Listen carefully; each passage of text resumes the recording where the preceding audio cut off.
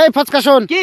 এই তোর চোখের ডাক্তার কাছে যাওয়ার কথা ছিল, হ্যাঁ গেছিলি? হ্যাঁ গিয়েছিলাম তো। কি দেখলো ডাক্তারে? ও আর কি দেখবে, ও তো নিজেই চোখে ভালো করে দেখতে পায় না, তার আমার চোখ কি করে ওই ডাক্তার দেখবে গো? কেন রে? শালা দিনের বেলায় লাইট মেরে আমার চোখ দেখছে, এমন ডাক্তার গো।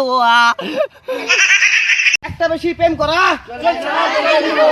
একটার বেশি প্রেম করা, একটার বেশি প্রেম করা। এই ভাই, কি? রাস্তা কি জন্য অবরোধ? ভালোবাসার জন্য রাস্তা অবরোধ। ভালোবাসার জন্য রাস্তা অবরোধ মানে? একটা মেয়ে যখন ভালোবাসে 8টা-10টা ভালোবাসে, একটা ছেলে যখন ভালোবাসে 8টা-10টা ভালোবাসে, এটা আমরা বন্ধ করতে চাই। তাতে আপনার কি? আমার কি মানে, আমি যখন ভালোবাসতে যাচ্ছি মেয়েটা আবার বুকিং হয়ে গেছে, সে ছেলেটা আবার 8টা-10টা মেয়েকে ভালোবাসে, এটা যদি হাইকোর্টে না হয় আমরা সুপ্রিম কোর্ট পর্যন্ত যেতে রাজি আছি। কিরে ফচকা, হ্যাঁ। এই সেজে গুজে কোথায় যাবি?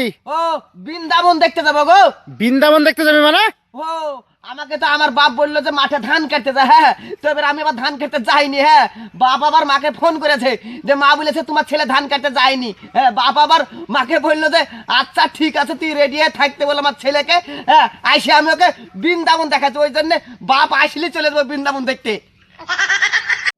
আরে ফচকা, কি গো? শুনলাম তুই তো সুন্দরবনে বেড়াতে গেছিলি, হ্যাঁ গিয়েছিলাম তো। তো কি কি দেখলি ওখানকার?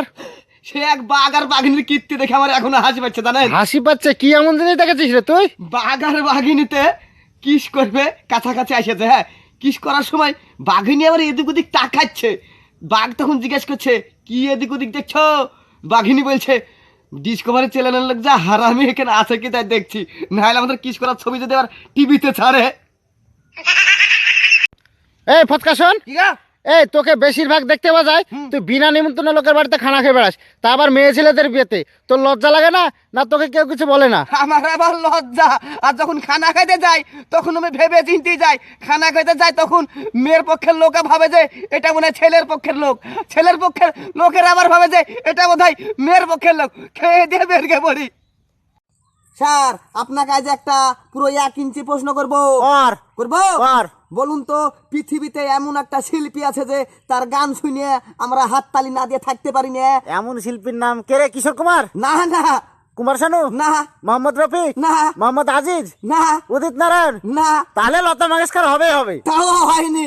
তাও হয়নি? তাহলে কি আমি বলতে পারছি না, তুই বল। এই জন্য না আপনার মাথা চুল কেকড়া, বুঝলেন? হ্যাঁ আবার কিসের মধ্যে যাচ্ছে দেখো দিনি, তুই পারলে বল। বলবো? বল। মশাই যখন গান করা শুরু করে দেখবেন সবাই হাততালি না দিয়ে থাকতে পারে না। আরে চিচি, এত সহজ প্রশ্ন আমার মাথায় ঢুকে নিবে। আর মাথায় ঢুকবে কেন তোকে? এই যে রাহুল পরীক্ষা ফেল করলে না পাস করলে? আর বলিস না রে ভাই, পরীক্ষায় ফেল করেছি। পরীক্ষা ফেল করেছো? হ্যাঁ। আমি জানি তো পরীক্ষা ফেল করবা তা। তুই কি করে জানলি? যার মনে মনে পরীক্ষা শুরু হওয়ার আগে মেয়েরা ভাবে মনে মনে যে এই প্রশ্নটা পড়তে পারে, ওই প্রশ্নটা পড়তে পারে। আর ছেলেরা কি ভাবে জানো? ছেলেরা মেয়ের দিকে দেখে বলে যে ওই ফর্সাটা আমার, হ্যাঁ কালোটা তোর, লম্বাটা ওর, এইসব বলে।